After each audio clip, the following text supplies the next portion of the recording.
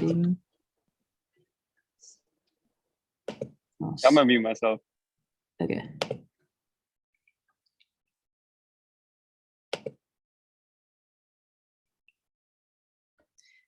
All right.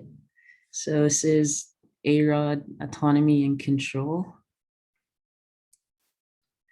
So the first part of the project that was key to making the coding a lot easier for us was making all of our code modular.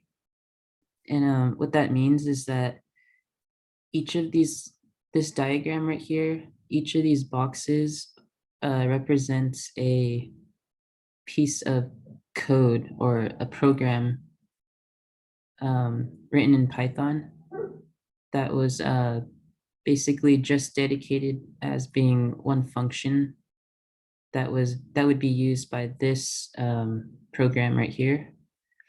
This program is called Waypoint Navigation, and this is the main code loop that basically does everything that the robot did in terms of navigating and delivering the food and avoiding obstacles.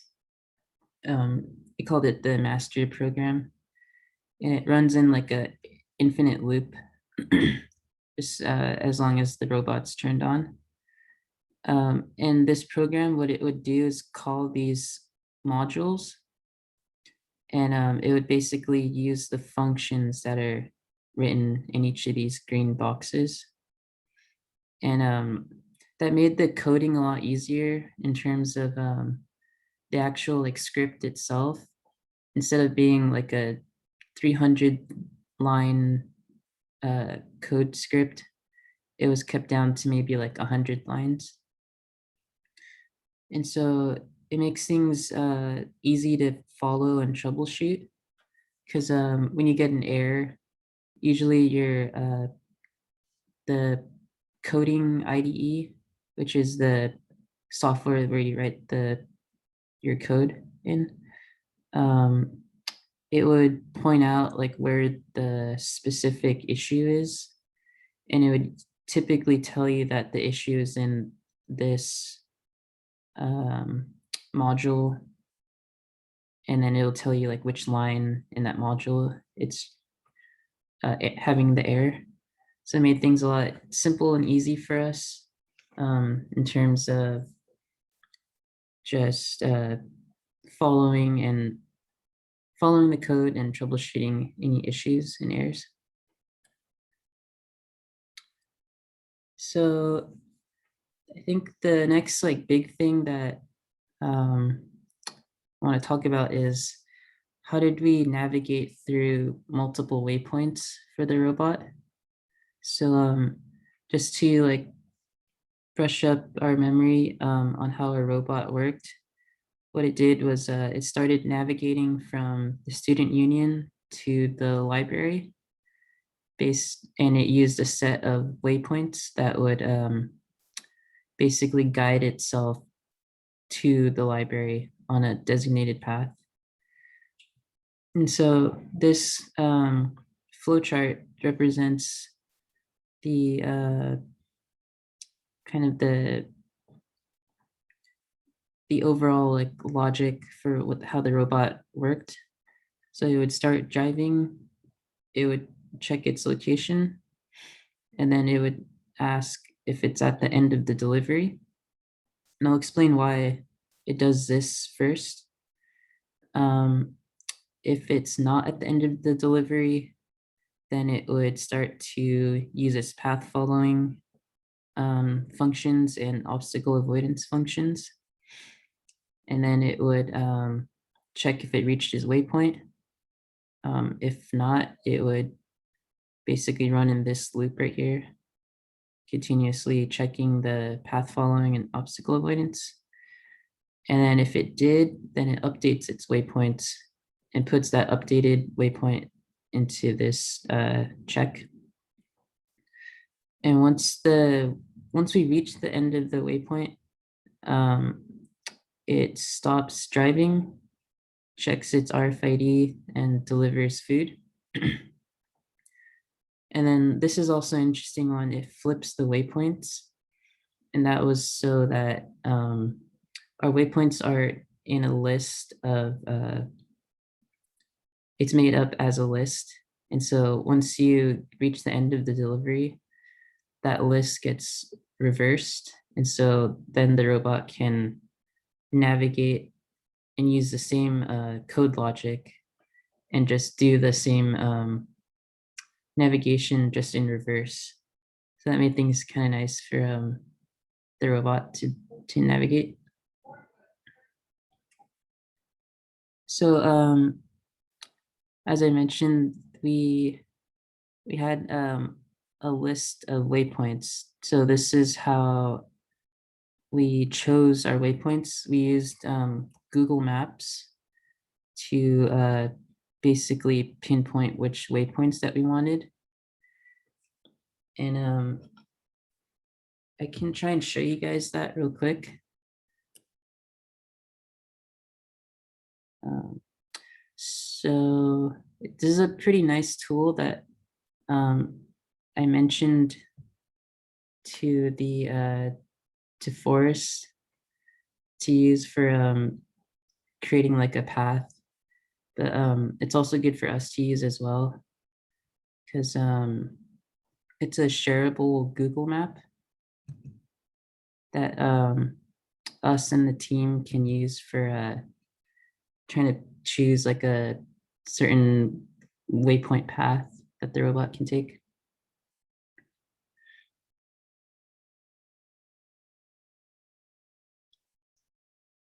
So, and basically all you have to do to create this is just right click. And then if you go to more, you can make a new Google map or Google My Maps. So it's called. But, this is what it looks like. Basically, once you pinpoint a GPS point, you specify it like that, and then these are your latitude and longitude coordinates that you would take down. So just these two right there.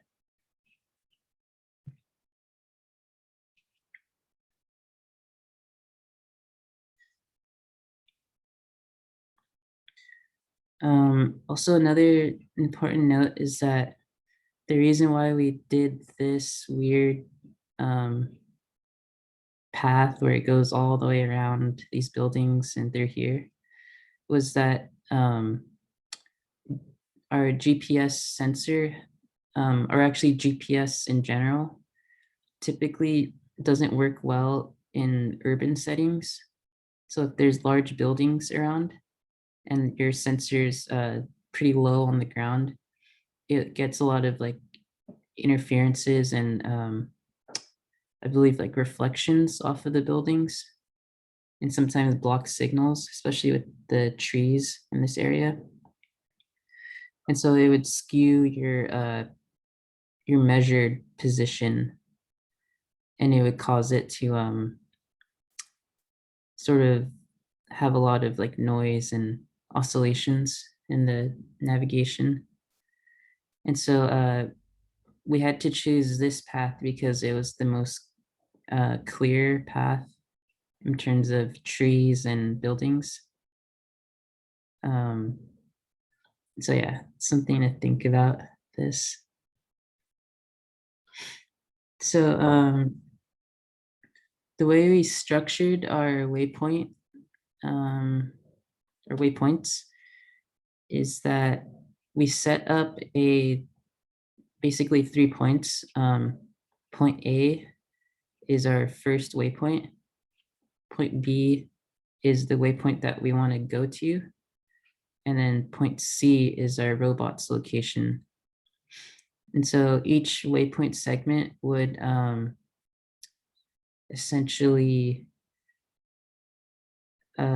use this sort of format, and it would just repeat that over each iteration. And so to go through these multiple waypoints, we used a for loop in our code. And we also use if-else statements to check each basically. The if-else was for checking if we reached the end of the delivery. And the for loop was for iterating each point. So I'll cover that again. So the for loop was for checking if we reach the waypoint.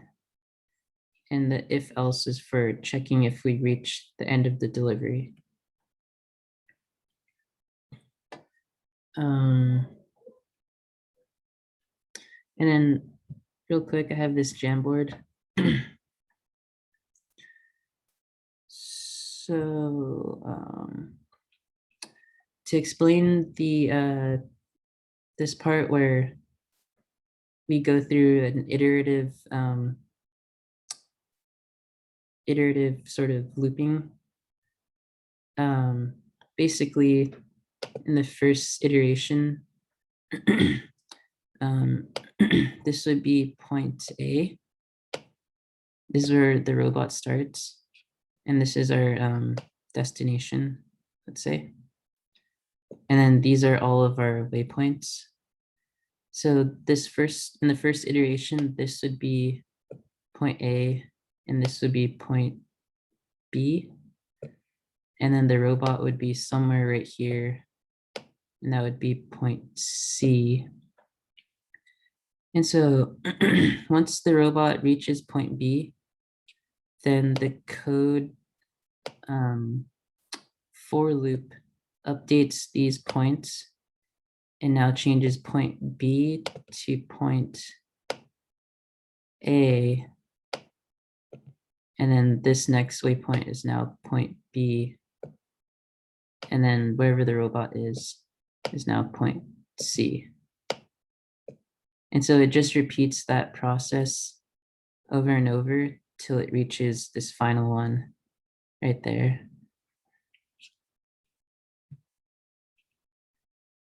So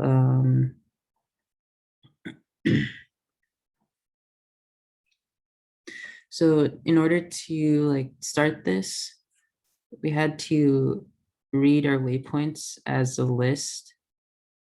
Sorry, read the waypoints from a text file and store them as a list. And so for us, we're probably going to write in C, Arduino C.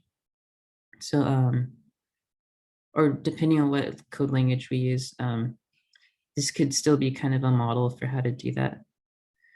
But yeah, this is how we stored it as a list. This is on the left side. This is our waypoint list. It's just basically the latitude, longitude values that we got from Google My Maps, and we just stored it in a text file or TXT file. And another important thing is that the latitude values is considered as our x-axis values, and longitude values are considered as the x-axis values.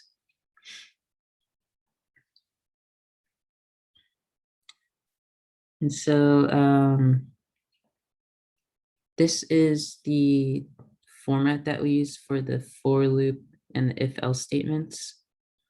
So this code runs in our waypoint navigation code.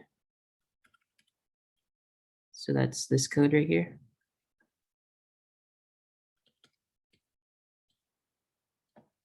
And so the way it works is it's in a while true loop so that it infinitely loops. And first it starts off by updating its location. I left out that code just to simplify it, but it basically grabs its GPS value or GPS location. And then the code goes into this for loop and it checks basically the iteration in the waypoint list. So it's a for location in range from start to waypoint, the end of the waypoints. So what that means is for whichever iteration it is in this list, it starts to do whatever's in that for loop. For loop loop. And so once it goes into this for loop, within that is the if else statements. And what these do is they check if you're at the end of the waypoint list. So if you reach this last value right here, then this if condition is true. And what it does is it stops navigating and it flips the waypoint list. And then it does some other things, but that's just for our project in particular. And then the else condition, what that does is when we're not at the end of the waypoint list, it falls into this else statement.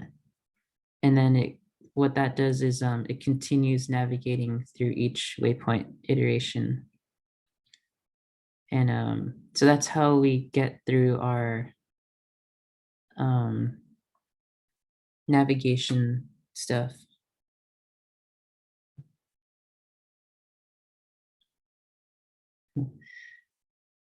So now,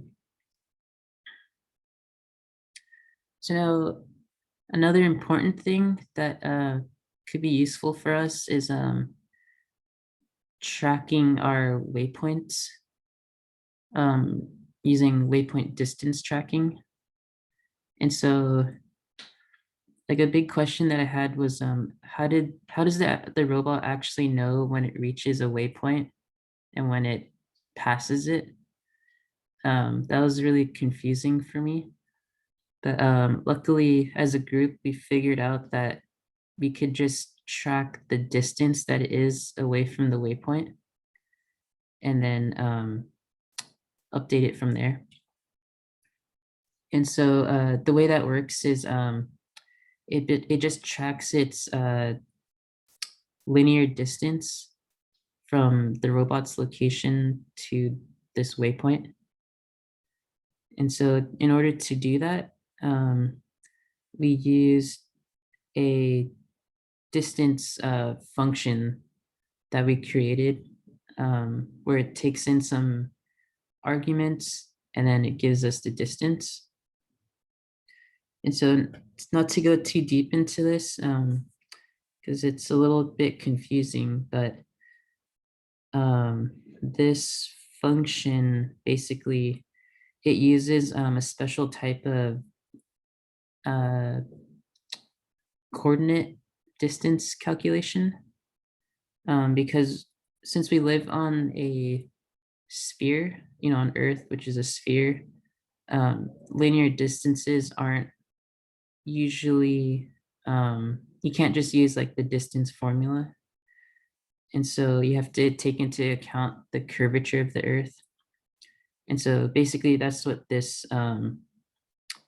formula does. It just takes into account the curvature of the Earth and it gives you the distance in meters.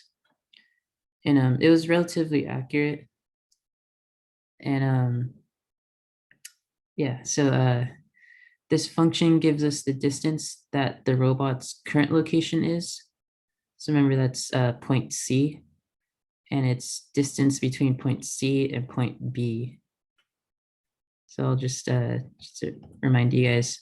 So the robot's current location is point C, and the waypoint that we're trying to get to is point B. And so it just tracks that linear distance.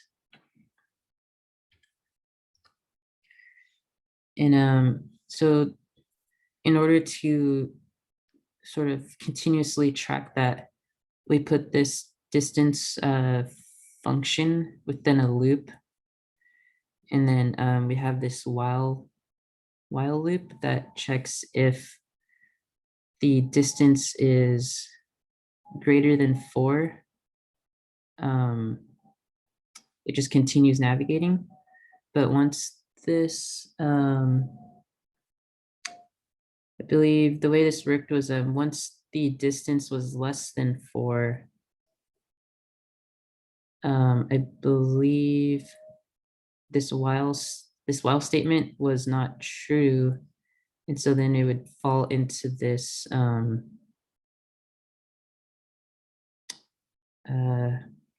I don't remember exactly, but once this while statement wasn't true, then it falled into another condition and then updated its waypoints.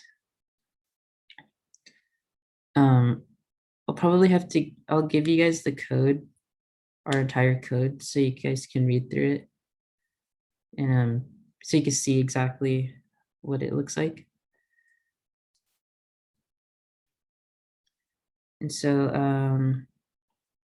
the two sensors that we used for navigation was a GPS, which gives us our XY position. This was the sensor that we used. The interfacing that we used for this was serial, which is a RX and TX. And in order to interface that to our Raspberry Pi, we used a RX to TX serial converter, which basically connected to these two pins, and it converted it to a USB input. And then we plugged the USB into the Raspberry Pi. And then the magnetometer is used for directional heading. So what this was is this is a 9-DOF IMU, and so it has a magnetometer, a gyroscope, accelerometer, and I think a temperature sensor. But for our purposes, we only needed the magnetometer, and so we just used that, and it interfaced through I2C, which is which uses the SCL and SDA pins, and we connected those to the I2C jumper pins on the Raspberry Pi.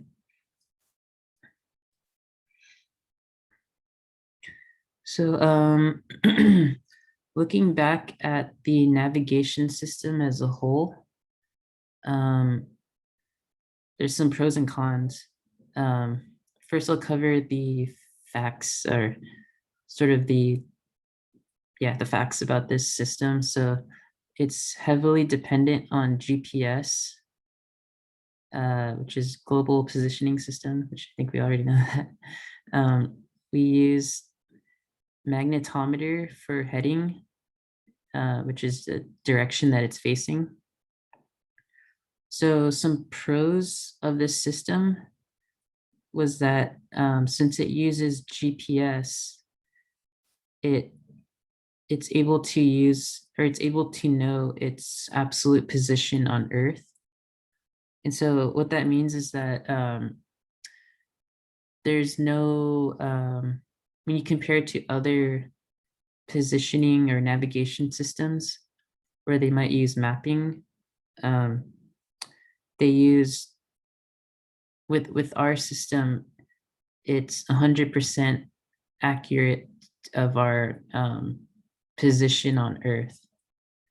So there's no second guessing, like the robot doesn't second guess if it's, let's say, near the student union, or if it's near the dorms, let's say, for example.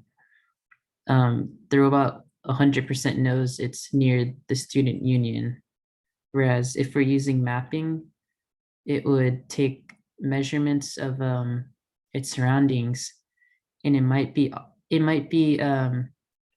it might take some sort of measurements where it thinks it's at the dorms, but it's actually near the student union based on those measurements that it takes. So that's what we mean by absolute position, is that since it's using sort of an outside positioning source, which is relatively accurate, it's usually like 100% accurate that it knows you're near the dorms. But that part where I say near the student union, but the part where I say near the student union is where things get kind of messy when it comes to robotics, in our opinion. But I'll get to that in the cons. So it also works well in any location on Earth. Just the fact that GPS is available to us from anywhere, any location on Earth, except for when you're in buildings. So that's where this third point, it works well in open airspace. So for a drone, GPS is really reliable for that, because drones fly in open airspace. And so I think that's why we see that in ARoD kind of heavily using GPS, because typically you're not flying your drone near buildings or near like places that kind of have a lot of interferences or signal blocking. And so now getting into the cons, the GPS, it has a slow update rate. And so what that means is the actual positions, your updated position is dependent on the GPS satellites that are in space and the signals that they send down to your receiver. I believe it was about one hertz, which is just like 1 cycle per second. And that can be pretty slow especially for a drone. And what that can lead to is missed GPS points. So to kind of illustrate that, so let's say we're flying along this blue line and we need to turn once we get to this waypoint. If our GPS doesn't update fast enough and the drone is flying pretty fast, it could potentially pass that waypoint and then basically not, the drone would think that it missed, the drone would think that it's still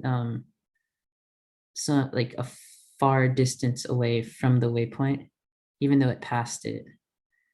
And so if the GPS isn't updating fast enough, not giving a new updated location, it could just pass it and then just continue flying forward almost infinitely until you stop it, basically. And so that's a problem with GPS. Another thing is that it has a 2 to 5 meter accuracy. And so that's the problem that we found with this system, is that GPS is never 100% accurate in terms of your, absolute exact position on Earth. It's usually off by about 2 to 5 meters. And so, when you think about that in terms of a land-based robot, that could be pretty inaccurate, because that can cause the robot to steer into a building that's 2 to 5 meters away from its path. And it's especially bad for just robots that drive on sidewalks or walkways that are pretty narrow. that can cause it to drive off the sidewalk and maybe crash into some bushes or into a building. It might not be so bad for a drone because we have the open airspace, but just something to think about. And then it doesn't work well near large buildings.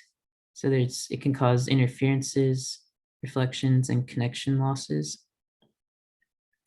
So some alternatives that I've been looking into for just autonomous robots in general is mapping. And so what that does is there's all kinds of different ways that you can map your location or map your terrain for a robot. One of them could be computer vision, where the robot looks through a camera and then determines what's in its image frame. And based on that, maybe it recognizes a certain landmark, like maybe it can recognize the dorms or the library, and then it checks that with a map that it has stored in its memory. And maybe it can just determine, oh, I see the library in my view, so I must be near like the northwest part of the part of the campus. Yeah, and there's a lot of different ways that I've been seeing people use computer vision or mapping in general. That's pretty interesting and pretty, I guess, pretty clever. There's also LiDAR and SLAM, which was simultaneous localization and mapping. And so I believe what SLAM does is it uses a LiDAR to measure its surroundings. And with that, it forms a map and then starts to localize itself. It's kind of a complex topic that I don't know too much about. But I think that we can try to get creative with using the campus for localization and mapping. I feel like we don't have to just use GPS. We could use other forms of technology and try to like basically fuse them together, fuse multiple position and location techniques, and to like not just rely on one, like what we did for our project, because that led to us not having a very like robust and reliable navigation system. So yeah, so now I'll talk a little bit more about our hardware. So our magnetometer, it's what that does is it's a digital compass, and it reads the heading, which is the direction that the robot is facing. Most often, magnetometers require calibration for magnetic interferences. And so what the magnetometer does is it reads magnetic forces, and typically it's supposed to read the Earth's magnetic field. And that's how it becomes like a compass, basically. But when there's interferences around it, that could be magnetic metals, electronics, motors, you have to calibrate it to remove those offsets, because those things create offsets that the XYZ axes measure. And so if you get rid of those offsets, then it kind of cancels that out. So typically from what we found was that when you're making a digital compass, you use degrees as your units, and the rotation that it does is clockwise. And to calibrate, the steps are, so what you do is you collect the raw data from the XYZ axes. To do that, you put your sensor on the robot of where it's going to be located on it. And then you rotate it about each of the axes. And you just rotate it several times. So like rotate it about Z, about Y, about X. And then you rotate it in just random directions. And you just use code that will collect data from those all three axes in like a loop, basically. So it collects a lot of data. And then you save that data into a text file. And then I have a MATLAB code that I'll upload that will actually calibrate it for us. And I'll show you guys more in depth on what that does. And then you apply those offsets to each axis in the final sensor code. So the degree format that I was talking about is this. So usually you place the sensor as X being the forward direction, and then Y is to the right side. So X is facing this way, and that direction is 0 degrees. And then when you rotate this way, it becomes 90 degrees, 180, 270, and then 360. And that's usually the convention for compasses. And so that's why we chose this clockwise rotation, just to match like how compasses actually work. So to start your calibration, once you collect that data and then you put it into the MATLAB code, what it does is it reads all the XYZ values and it takes the maximum of it takes the largest magnetic value in each direction, and also takes the it takes the smallest value in each direction, and it finds the average of those two. And so it's really simple. It's just that for each axis, and that's your offset. And to visualize what this actually does, you would plot your uncalibrated X, Y, Z values, and you plot them against each other. So you plot X, Y against each other, X, Z, and then Y, Z. And you'll notice that it forms sort of these like circle shapes, but they're not concentric with each other. And the goal is to get them to be concentric with each other, and also to be about 0, 0 on this plane. And so what the offset does is it makes them all concentric, and they're also about 0, 0. And what this is called a hard iron removal. So those things like the what did I say?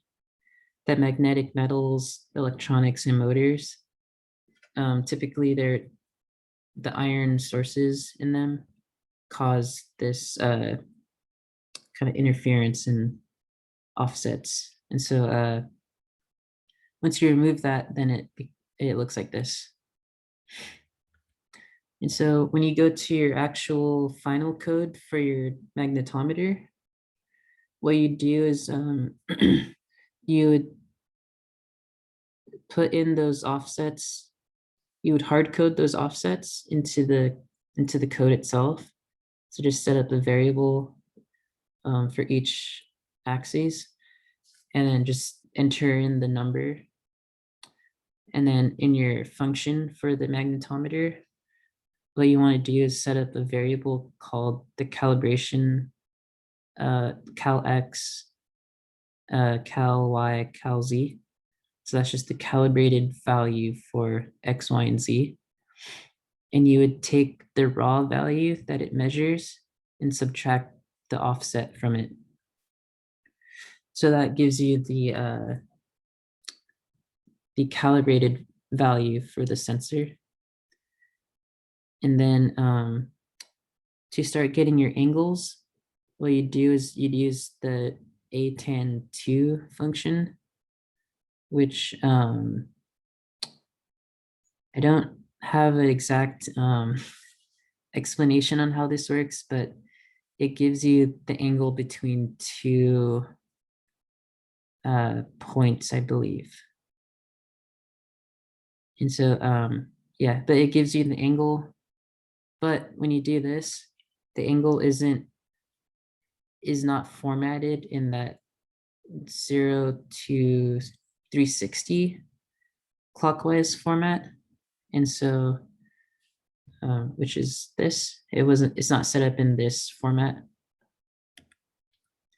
So to get it like that, you would use these if statements to basically add 180 depending on what angle and value that it reads. So this set of if statements corrects it for that. So now what I have left, so last week I mentioned how in our project, we needed to use multiple batteries. And the reason for that was that we needed a high capacity battery for a computer and sensors. So if I show you guys this real quick.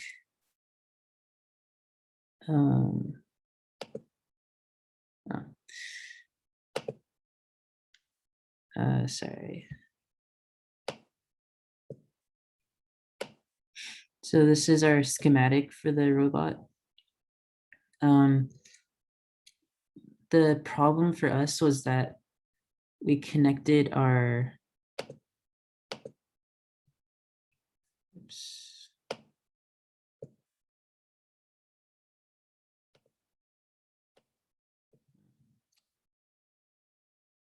Sorry, I don't have my mouse. So I'll just point it out. This is our Raspberry Pi. We have all of these sensors, which is these, this and this connected to it. And these draw a lot of power. And then on top of that, we also have these two Arduinos connected to it, which are powered by the Raspberry Pi. And so a problem with that was it was draining the battery that was used to connect the Raspberry Pi and power it. And so the thing that we had to do was basically designate one entire battery for the Raspberry Pi and then a separate battery for the motors. So it's just something, I guess, to think about for our application, depending on how many sensors we have hooked up and what type of controller board.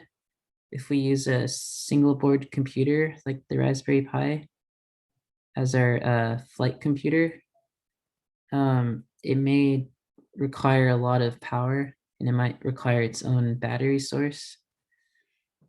Versus if we maybe use like the Pixhawk board, which I think does everything for us, it might not draw as much power.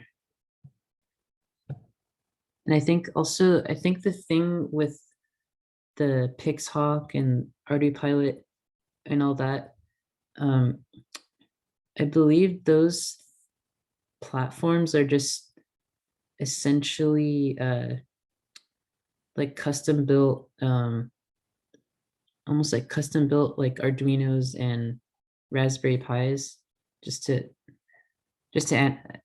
anal just to make an analogy of it. I believe what those are is just they made their own like custom Arduino and custom Raspberry Pi as one product or one device, and it's like optimized to be power efficient and also probably weight saving as well. So yeah, just another thing to think about. And then the last thing that I have today is our wiring. So the big thing that we learned was to not use jumper cables because it leads to poor connections and headaches. And so there are a lot of times we would think that our sensor wasn't working, but really it was just the jumper cable wasn't making a good connection. And so to save time or save headache, we should try to create a proof board breakout board. And so what that is like it's sort of a interface for all of our sensors and electronics to basically be hardwired together. I didn't put a good photo or like a good zoom, a good close-up photo of this, but you can expand this.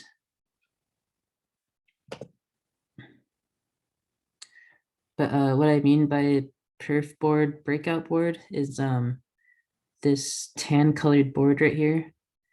We soldered together some connectors and wires and some jumper headers for our feather M4. And so basically this made like a stronger connection, stronger like I guess mechanical connection or physical connection, I mean, to these electronics, just so that things are more nicely connected. And also it cleans up all of the wiring in general. Because before we had a huge nest of wires and all kinds of jumpers going everywhere. But when you do it like this, it saves a lot of space and wiring.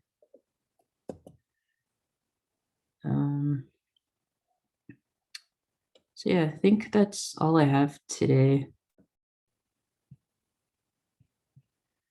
So if you guys have any questions.